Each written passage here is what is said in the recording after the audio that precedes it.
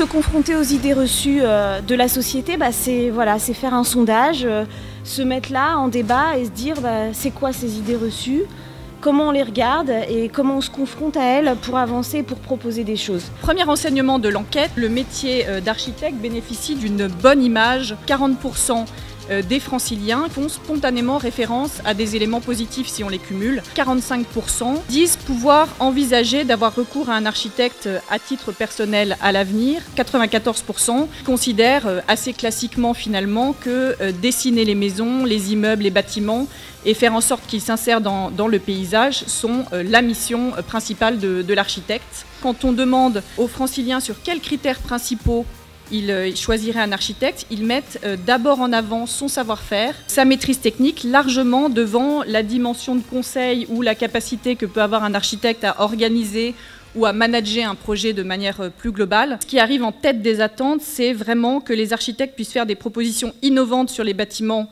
et sur le choix des matériaux. L'étude m'a beaucoup frappé.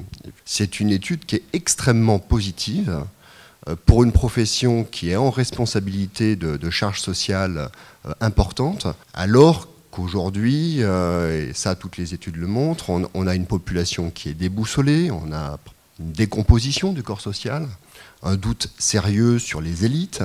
L'architecte n'est pas touché par ça.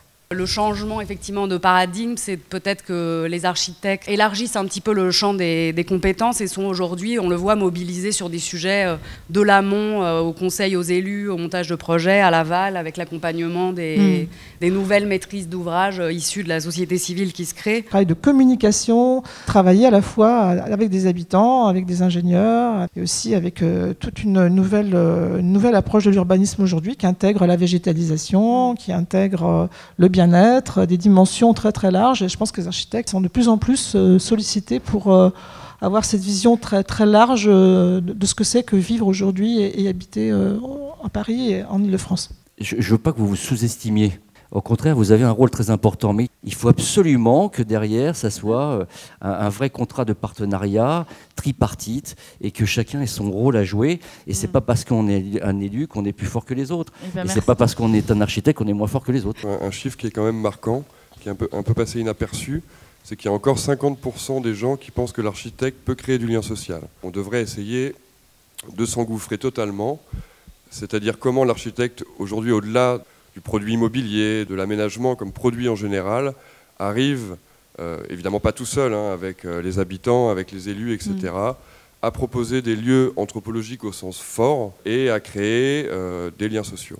Il faut donc aller vers la population et aussi, c'est un peu la réponse classique, mais vers l'éducation nationale pour pouvoir réintroduire cette pensée architecturale au plus tôt, pour que les gens s'interrogent sur l'architecture, comprennent l'architecture, critiquent l'architecture. Il faut voir comment aujourd'hui on forme des futurs professionnels qui vont pouvoir répondre et peut-être s'interroger là-dessus. Est-ce que tous les modules sont bien là? Est-ce qu'on a bien tout mis en place pour répondre à ça? C'est encore une question de dialogue, d'éléments de langage entre le promoteur, l'architecte et l'élu. Si on n'a pas les mêmes visions et si on ne comprend pas le même langage, comment voulez-vous qu'on apporte une qualité au projet?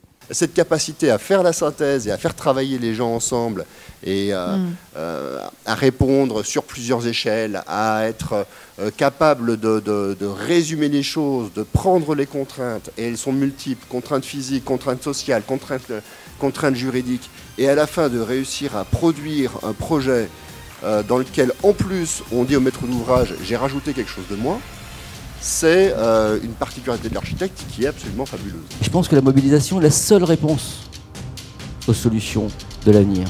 Il faut revenir aux usages. L'architecte ne peut pas être l'habilleur de la banalité.